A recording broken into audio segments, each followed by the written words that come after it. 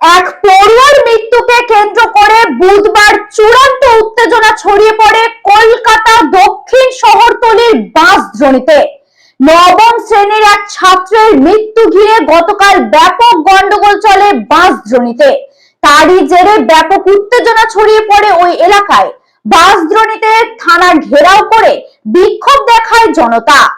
মানে কি ঘটেছে যদি বলেন?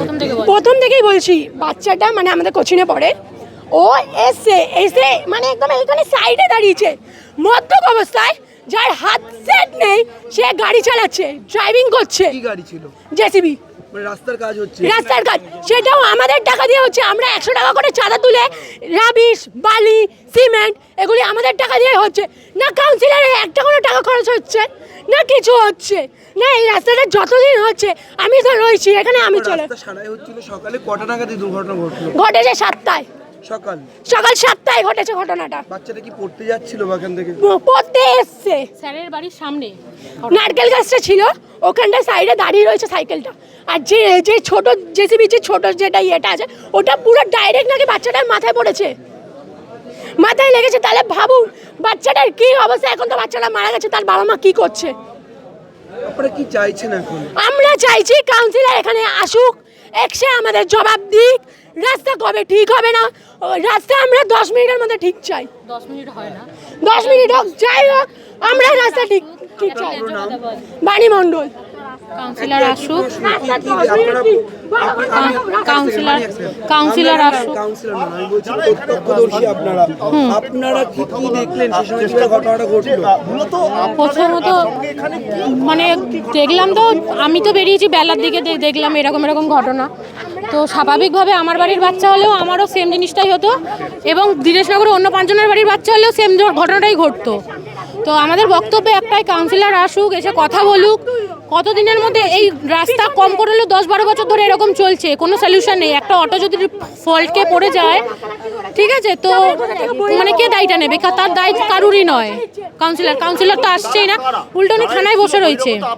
থানায় বসে রেখে থেকে বলছে এখন বাচ্চাটা রাত্রির মানে আত্মার শান্তি কামনা করছি। এটা তো কোনো যুক্তিগত কথা নয় দাদা। একটা তো ম্যাক্সিমাম জিনিসটা ইয়ে করতে হবে, যে আপনাকে আসতে হবে, এনশিওর করতে হবে যে আমি রাস্তাটাই করে দেবো। একটা দাবি রাস্তা ঠিক হবে, আর দ্বিতীয় দাবি যে জিনিসটা ঘটিয়েছে, যে কন্ট্রাক্টর বা যে ড্রাইভার যেই থাকুক, তাকে বের করতে হবে, তার শাস্তিটাও যাচাই। আমার নাম পূজা পান্ডা। সৌম্যশীল। কোন ক্লাসে পড়ে? ক্লাস 9, গঙ্গাপুরি। কোন স্কুলে? গঙ্গাপুরি, এই যে কুদঘাটে যে গঙ্গাপুরি। মানে সকাল 7টায় পড়তে এসেছিল কি? মানে আমি জানি আপনার মানসিক অবস্থা, আপনার খুব খারাপ। কি ঘটলো আচমকা? মানে ও যখন সাইকেলটাকে নিয়ে আসছে, তখন পেল লোডারটা যাচ্ছিল। এবার ও দেখে সাইড হয়ে গেছে। হঠাৎ পেল লোডারটার উপরে উঠে পেডলার সামনে যে পোর্শনটা থাকে মাটি খোঁড়ার, ওটাকে গাছে মেরে ওর মাথায় এই সাইডে মেরে পুরো ফেলে দিয়েছে। সঙ্গে সঙ্গে মাথা পুরো ফেটে করছে। আপনি তখন বেরোলেন না, কোনো ওর ক্ষমা। হ্যাঁ, পুরো লাফাচ্ছে, এবং জলের পাইপ কেটে দিলে যেভাবে ব্লিডিং হয়, এই 2 কান আর নাক আর মুখ দিয়ে করে আছে। 14 থেকে 15 হবে, ক্লাস 9-এ পড়ে। হ্যাঁ। আচ্ছা, তারপরে আপনারা কি করলেন? সঙ্গে সঙ্গে ড্রাইভারকে পাওয়া গেল না, সঙ্গে 4জন যে লোক গাড়িতে ছিল, টোটালি মানে তারা যখন নেমে পালিয়ে যাচ্ছে দেখে মনে হলো মদ্যপ অবস্থায় আছে, মানে সুস্থ ছিল না।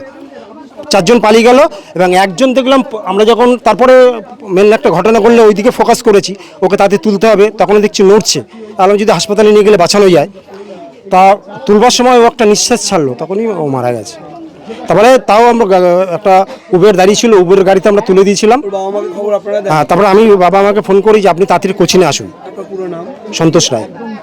আচ্ছা, আপনাকে